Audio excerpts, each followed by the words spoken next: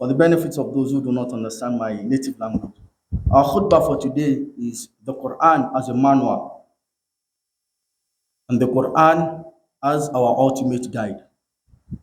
My brothers and sisters, indeed, today we gather to reflect on the Quran as an ultimate guide. And we must understand that as believers, the Quran is our manual. It is something we must follow if we truly believe. Because that is what Allah subhanahu wa ta'ala has sent to us to guide us on how to live our life in this world. So if you are in this world and you refuse to follow the manual given to you, then be ready to face the consequences.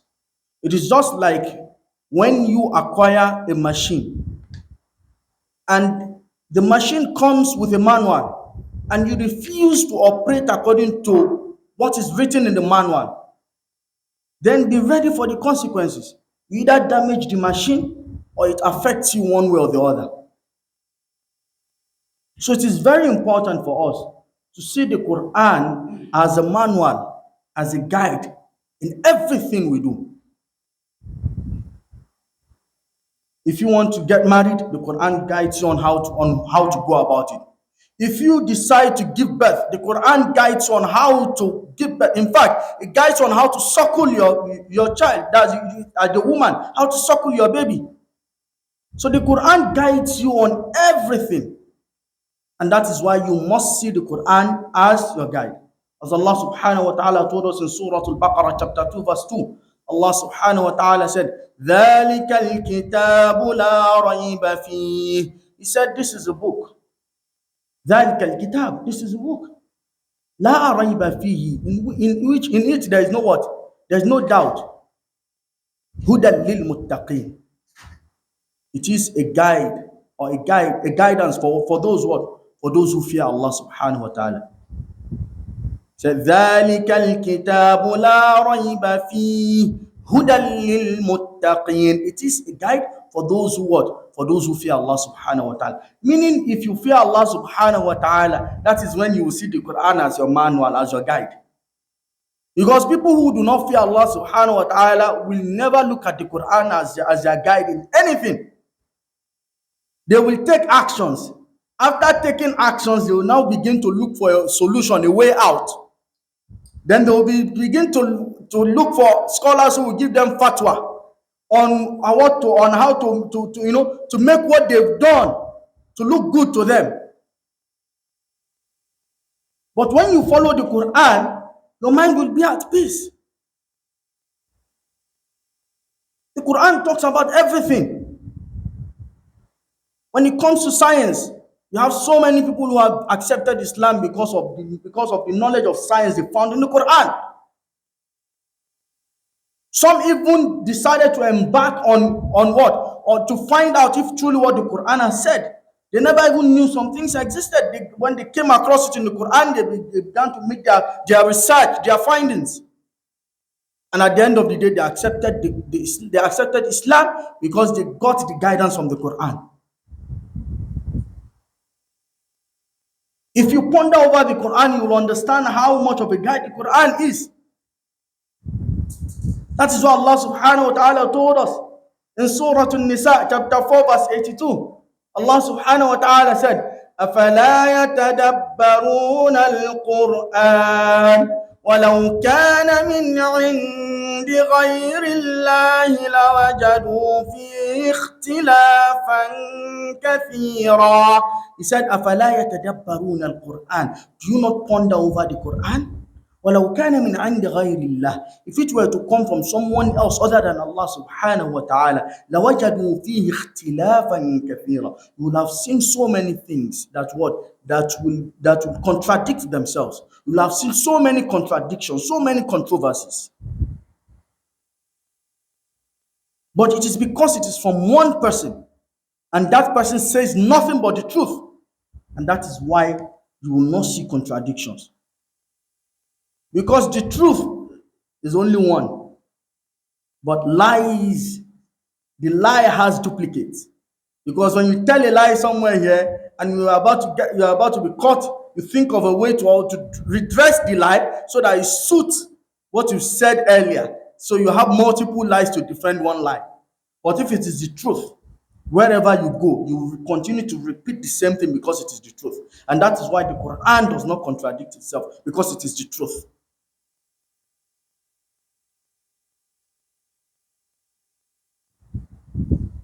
So Allah subhanahu wa ta'ala has sent the Quran to us as a guide, as a manual. And He made it clear to us that the Quran has been explained. Everything has been explained clearly for us. He told us in Surah An-Nahl, chapter 16, verse 89. Allah subhanahu wa ta'ala said, وَنَزَّلْنَا عَلَيْكَ الْكِتَابَ تِبْيَانًا لِكُلِّ شَيْءٍ وَهُدًى وَرَحْمَةً وَبُشْرَى لِلْمُسْلِمِينَ. He said, وَنَزَّلْنَا عَلَيْكَ الْكِتَابَ تِبْيَانًا لِكُلِّ شَيْءٍ. He said, we have revealed to you the book. تِبْيَانًا لِكُلِّ شَيْءٍ. That what? As an explanation of all things. وَهُدًى وَرَحْمَةً وَبُشْرَى لِلْمُسْلِمِينَ. It is also what? It is a guide, it is a mercy, and it is what? It is a glad tidings. It is a good news for those what? Lil Muslimin, for those who fully submit.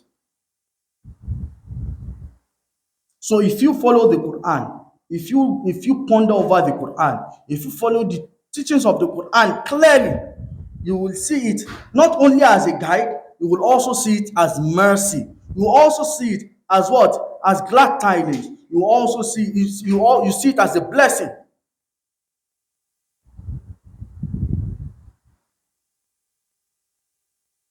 Talk about inheritance. The Quran says what should be given. What should be given to the male child, what should be given to the female child. What should be given to the father, what should be given to the mother. The Quran talks about all this. But today you see families where they have problems because they are not following the Quran. Or you see sometimes in some families where the female children are deprived of any form of inheritance because they are females. But if they follow the Quran will serve as mercy to the females who used to be deprived of their inheritance, but they are able to enjoy the inheritance because of the Quran. But because people refuse to follow the Quran, and that is why some people will suffer.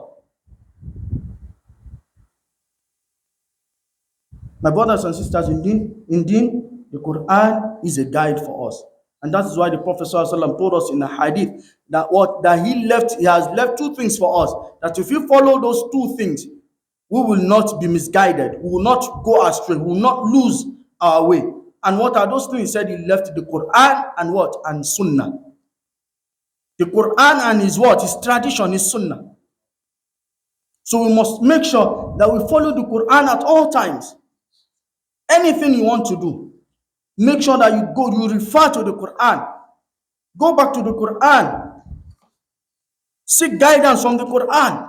That is the job of a manual. That is the job of the Quran.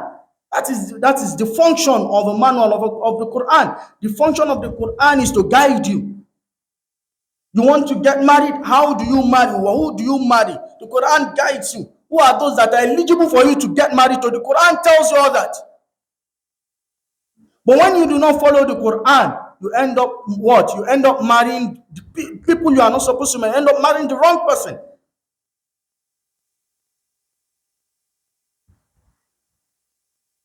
The Quran, you want to go into any agreement with people, the Quran guides you on what to do. You want to go do any business, the Quran guides you on how to go about the business. But when you refuse to follow what the Quran says, you will suffer.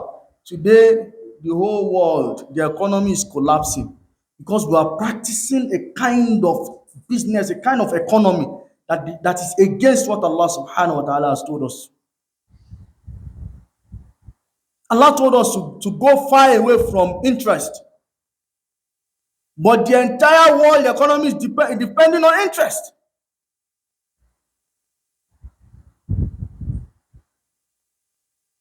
It is very difficult for you to get a place where you get a loan without interest.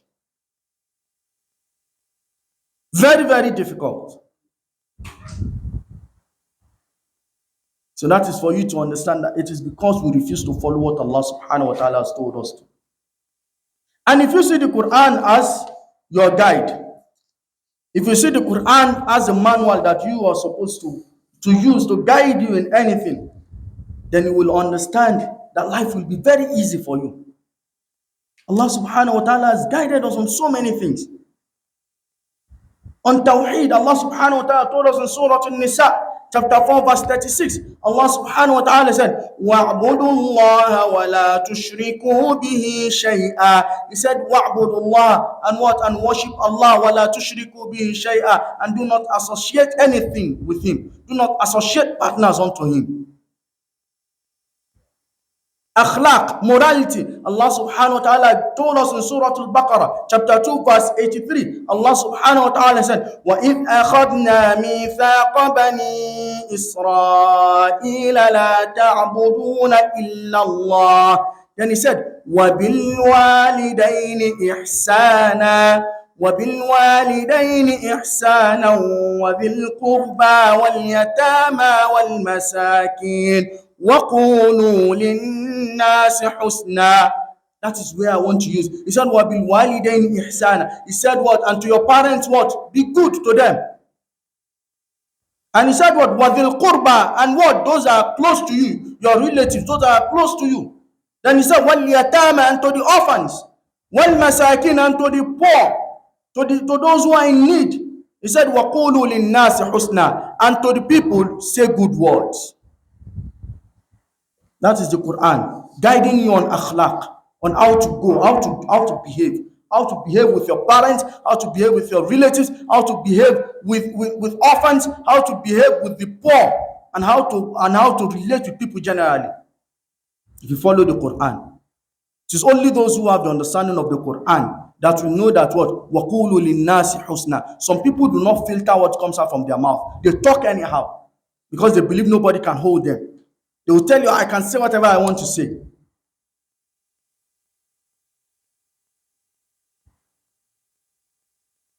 When it comes to ibadah, Allah subhanahu wa ta'ala told us that is worship. He told us in Surah Al-Dhariyat. He said, وَمَا خَلَقْتُ الْجِنَّ وَالْإِنسَ إِلَّا لِيَعْبُدُونَ. He said what? وَمَا خَلَقْتُ الْجِنَّ وَالْإِنسَ إِلَّا لِيَعْبُدُونَ. That I did not what? I did not create the jinns and mankind except what? To worship me. So He has made that clear to you.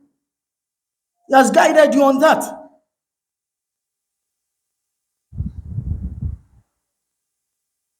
And when it comes to loans, someone wants to loan you, someone wants to loan you a certain amount of money or something. What did Allah subhanahu wa ta'ala say? Go back to Surah Al-Baqarah, chapter 2, verse 282. What did Allah subhanahu wa ta'ala say? He said, Ya ayyuhalladhina amanu idha tadayantum bidaynin ila ajal.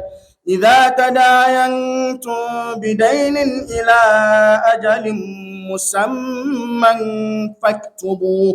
He said, يا أيها الذين آمنوا. He said, oh you who believe. إذا تداينتم بدين إلى أجل مسمى فاكتبوه. He said what? When you contract a loan, when you want to take a loan, when you want to agree, when you want to loan somebody something, you people should what? فاكتبوه. You should write it down. If you are going to loan, if you are going to loan somebody money, maybe for example money from so time to so time, write it down. Faktubuhu, write it down. Why did He say faktubuhu? So that no party will be cheated. Because you can say this. If you say this is what I borrow you, and I say no, this is what I borrow you, begin to argue. But when you've written the amount down, when you've written the date you expect the loan to be repaid and so on, then there will be no issues. When you follow the Quran, you will find out that the Quran makes life easy. My brothers and sisters, indeed, let us follow what the Quran teaches us, because that's the best thing that we can do. The Quran has taught us so many things when it comes to the way we deal with people. The Quran has talked about everything. And that is why I always remember when a scholar gave an incident where he was telling people, he was giving a lecture and he was telling people that the Quran talks about everything. And then one of those listening challenged him and told him if the Quran, you said the Quran talked about everything. He said yes. He said if the Quran talks about everything, I have a question. He said, what is the question? He said the question is that I want to bake a bread. So I want you to tell me, to teach me how to bake a bread according to what the Quran says. Teach me or show me a verse in the Quran that teaches me how to bake a bread. And the scholar told him, go back to Surah Al-Anbiya, chapter 21, verse 7. What did Allah subhanahu wa ta'ala say? Allah subhanahu wa ta'ala said in that verse, He said, فَاسْأَلُوا أَهْلَ الذِّكْرِ إِن كُنتُمْ لَا تَعْلَمُونَ. That Allah said, فَاسْأَلُوا أَهْلَ الذِّكْرِ. He said, ask those who know, those who remember, those who have idea. إِن كُنتُمْ لَا تَعْلَمُونَ. If you do not know. That is the solution. If you don't know something, you ask. So may Allah subhanahu wa ta'ala guide us. May Allah ease our affairs. May Allah accept our dua and continue to strengthen us and increase us in iman. We ask Allah subhanahu wa ta'ala to make our country a better place. We ask Allah subhanahu wa ta'ala to ease all our problems. We ask Allah subhanahu wa ta'ala to guide us, to guide all our affairs. We ask Allah subhanahu wa ta'ala to come to our aid and protect us from enemies, those we can see and those we cannot see. We ask Allah subhanahu wa ta'ala to guide all our steps. We ask Him to protect us from all evils, all forms of evils. My brothers and sisters, indeed, let us learn, let us follow the teachings of this khutbah. May Allah make it beneficial to us.